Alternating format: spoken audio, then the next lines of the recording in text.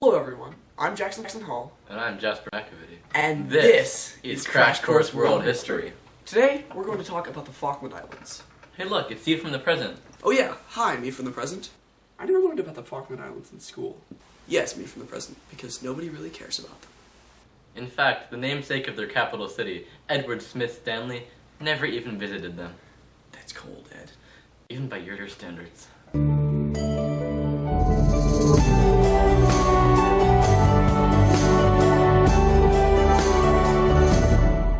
So the first thing you're probably wondering about is where on earth are the Falkland Islands? The Falkland Islands are a group of islands near the southern tip of South America. So they're in the south of the south. Dude, that's so meta. The Falklands were an uninhabited wasteland until Englishman John Strong discovered them in 1690. Even then, it wasn't until 1764 that Frenchman Louis Antoine de Bougainville established Port Louis in East Falkland. Naming it after himself. How humble. 2 years later, Port Egmont was established on Saunders Island on the western side by John McBride of England. That same year, Spain arrived, and they were really mean, so the French left, which was fine until Spain discovered and captured Port Egmont in 1770. This very nearly caused a war, but peace was restored when Port Egmont was restored to the British in 1771. Then in 1774, the British left because they just couldn't anymore, which left the Falkland Islands completely under Spanish control, where they served mostly as a prison camp. It was eventually completely evacuated by the Spanish in 1811. Nothing much happened there for the next 20 years except for some hardcore fishing and some minor struggles between Buenos Aires and the United States Navy until in 1832 there was a mutiny and the British came back. The next 10 years were pretty intense after Britain left, and there were a couple of assassinations and mutinies. Nothing too exciting. Eventually, in 1840, the British established firm control over the Falkland Islands and it was settled as an official colony.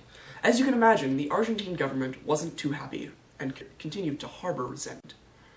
Yeah, they harbored resentment because they lost a harbor on the Falkland Islands. Get it? Because harbor has two different meanings. Go away, please. Just go away. Okay. And don't come back. Okay. Thank goodness. Now, where were we? Argentina wasn't happy. Oh yeah. In fact, nothing much really happened in the Falkland Islands for the next 100 years except for those tensions. Just a couple of world wars and some trips to Antarctica. Yeah, nothing much. So tensions reached their peak when Argentina declared their supremacy over the Falkland Islands.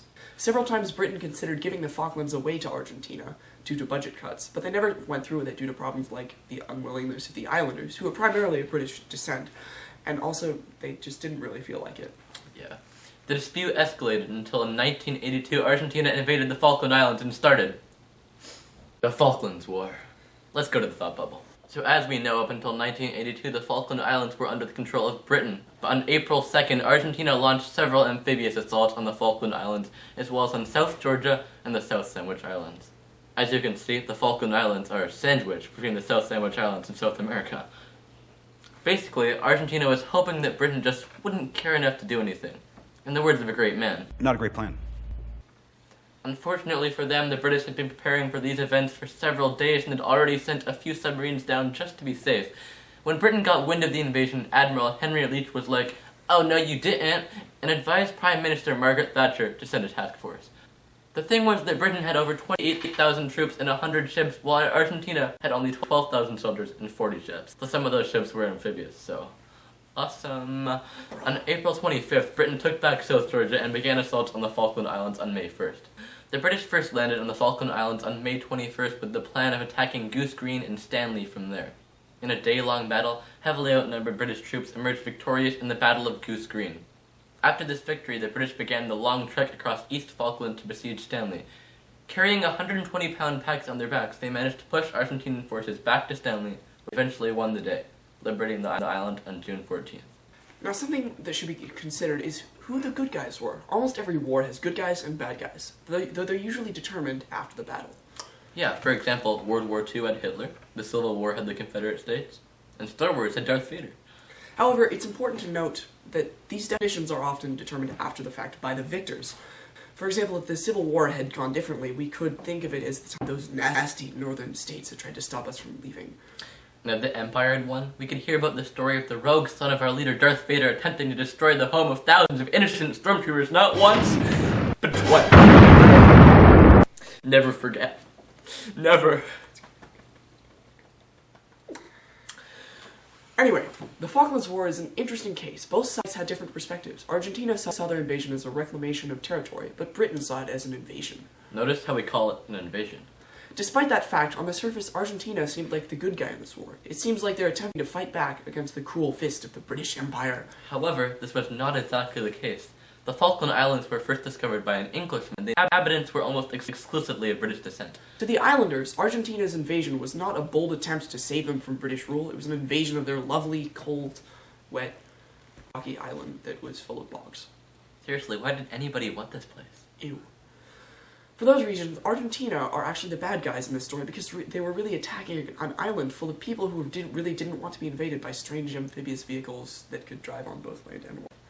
Yeah, to quote Major General Jeremy Moore of the Falkland Islands, Falkland Islands once more under the government desired by their inhabitants. God save the Queen. Do they have to say that after everything they say? I don't know. That sounds kind of inconvenient. Now, it's time for the open letter. But first, let's check what the secret compartment has for us today. Oh look, it's Margaret Thatcher. An open letter to British imperialism. Most of the time, British imperialism didn't end well. People tend to get angry at being taxed without representation in their government, and they end up causing rebellion and kinda hating you. What's more, you tend to initiate changes in society that lead to racism, sexism, classism, and often exploit native people to an enormous extent. Most of the time. For once, the Falkland Islanders were happy and content under the rule of the Brits and their queen. It helped, too, that the islands were uninhabited prior to European occupation. So thank you, British imperialism, for succeeding. Just this once. Best wishes, Jackson. Anyway, what you're undoubtedly thinking is that nobody cared about the Falkland Islands. We still don't, so why can't we just go play Battle Cats in peace? And the thing is, that the Falklands War was much bigger than a battle over a few little islands. If it weren't, we probably wouldn't have made this video, and instead would be talking about something much more worthwhile, like the Emu Wars.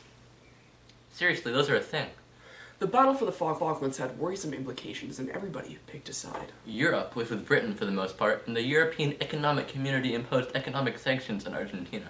Most of Latin America, with the exception of Chile, was totally on board with Argentina.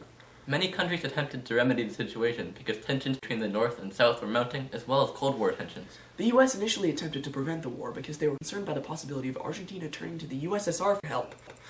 But when Argentina refused to cooperate, they announced their support of Britain and provided them with supplies. They were right to worry, for Argentina received support from not only Latin American countries, but from Libya, whose operations were mounted by the Soviet Union. As you can see, the Falklands War could have had major consequences if Argentina had sided with the USSR. So while it seems like an insignificant speck in the sea of history, the Falklands War was actually an important event, and don't you forget it. Yeah. I hear property prices are really low there. You should check it out. That's all for now. And remember, make good choices. And don't do drugs. Thanks for watching. We'll see you next week. But in class, not in another video.